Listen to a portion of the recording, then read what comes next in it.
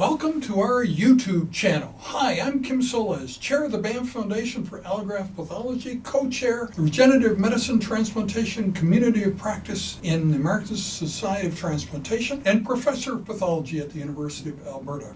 Our channel may appear to be remarkably heterogeneous, but in fact, these subjects all fit together in one cohesive whole. It may seem to you that regenerative medicine and single-cell transcriptomics, the subject of many of our recent videos, is a subject far from the mainstream, completely unrelated to the history, poetry, music, futurism, and transplantation pathology found in other videos here. Nothing could be further from the truth. Regenerative medicine is not this strange and weird thing way over here that no one you know is working on. It is a subject closely related to transplantation, could use input and help from people from all different interest areas and walks of life, including history and nostalgia.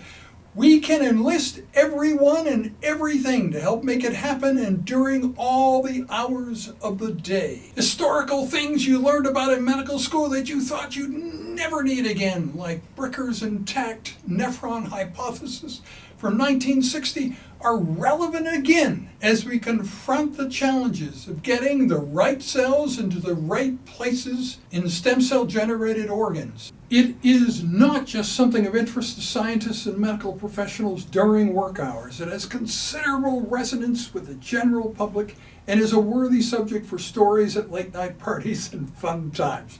Thus the overlap with poetry and music, and thus the future and all that jazz with Mallory Chipman and Edmonton's best poets.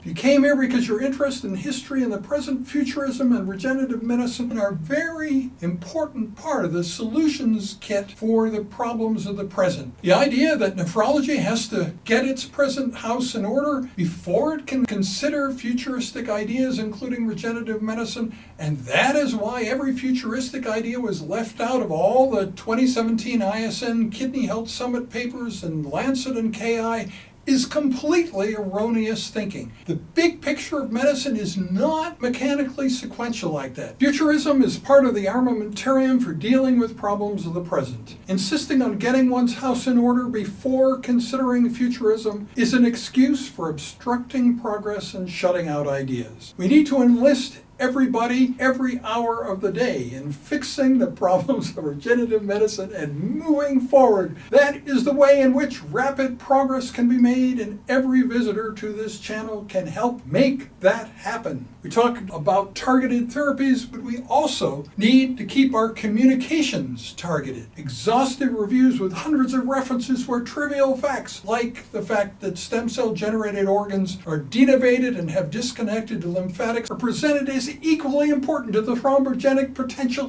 of de-endothelialized vessels, gets us nowhere. We need communications that are simple, easy to understand, and emphasize the main messages. We are all in this together. The makers of immunosuppressive drugs need to know that it will be decades before we have immunosuppression-free therapies, and they are written out of the will. In the near term, off-the-shelf regenerative medicine therapies will still require lifelong immunosuppression. The good news is those off-the-shelf therapies will mean that their organs available for everyone, so the patient base for transplantation will expand more than tenfold. So regenerative medicine will benefit everyone, needs everyone working on it, can extend into our leisure fun times and provide more life enjoyment for everyone. The First World Congress on Regenerative Medicine and Transplantation, which Giuseppe Orlando and I are planning for 2020, will further emphasize this feeling of togetherness. Please get on board and help us. Let us hear from you and engage in the debate.